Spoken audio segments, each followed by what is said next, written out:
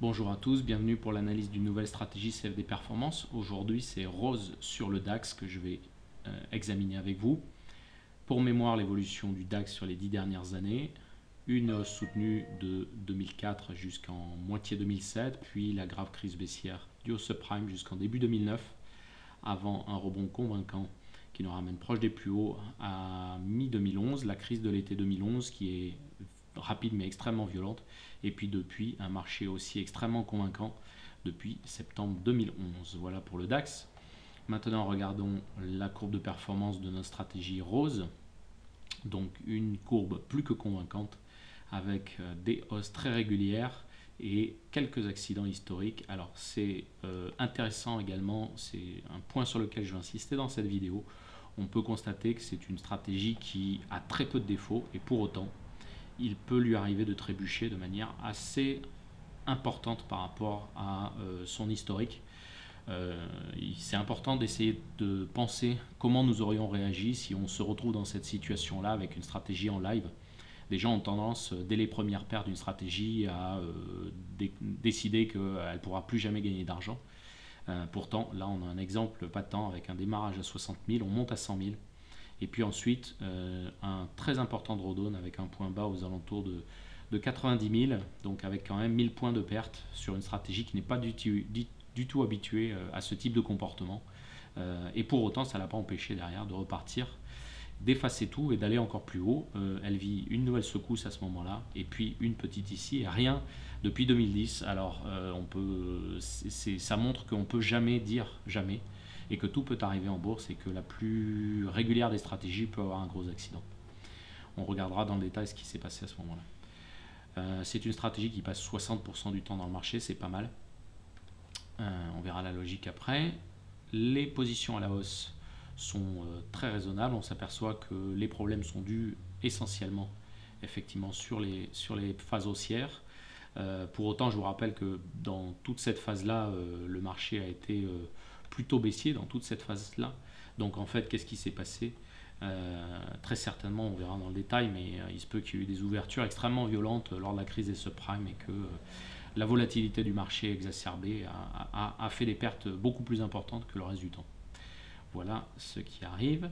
Des opérations short très convaincantes. On est sur une des meilleures stratégies short qu'on a sur le DAX.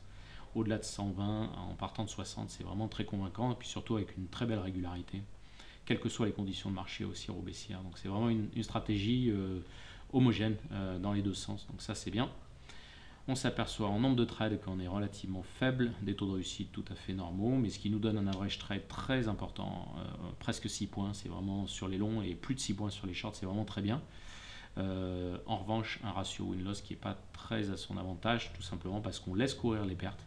C'est une stratégie qui n'a pas de stop ni de protection particulière, donc ça reste contenu, mais voilà, donc avec des gains importants. Quand on regarde le total trade, on va s'apercevoir effectivement que donc on laisse courir les pertes.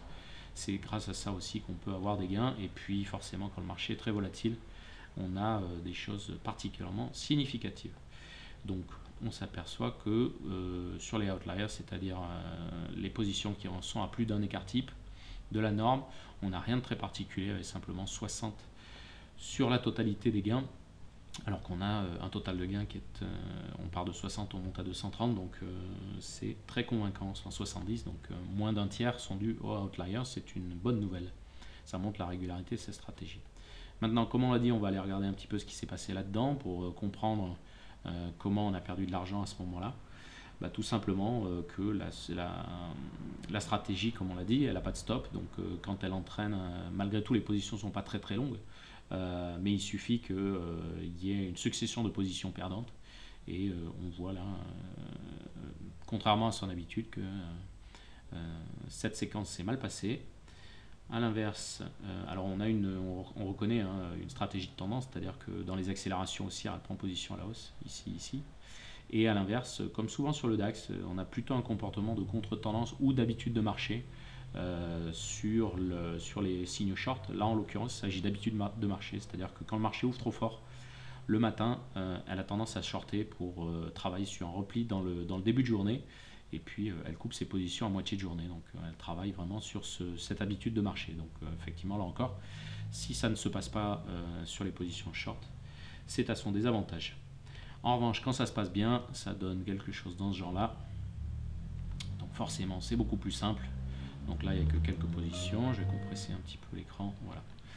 Donc ici, des signaux d'achat qui sont prolongés, des gains dans les accélérations. Et puis quand les habitudes de marché se manifestent, on gagne également régulièrement sur les positions short, puisque de notoriété, les marchés européens ont tendance à être plus fragiles le matin, puisqu'ils ont souvent anticipé un petit peu trop les fins de séance américaines.